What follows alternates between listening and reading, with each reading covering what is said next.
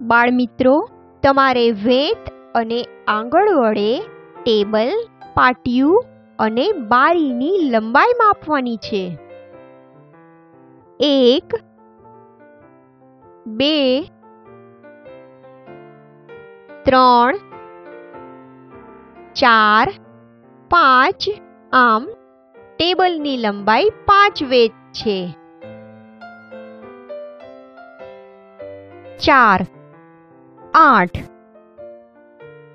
12, 60 ટેબલની લંબાઈ 60 આંગળ છે. આ જ રીતે પાટિયા અને બારીની લંબાઈ પણ વેત અને આંગળ વડે માપી શકાય. આ જ રીતે ટેબલ, મિત્ર, દરવાજો વગેરેને ફૂટ અને હાથ વડે માપી શકાય. 1, 2,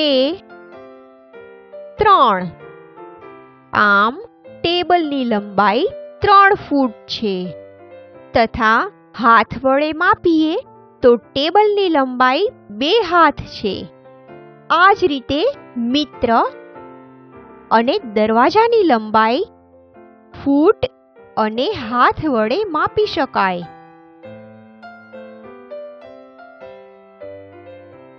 આ જ રીતે મિત્રની ઊંચાઈ ફૂટમાં, મિત્રનો હાથ આંગળમાં અને તમારા પુસ્તકની લંબાઈ આંગળમાં માપી શકાય.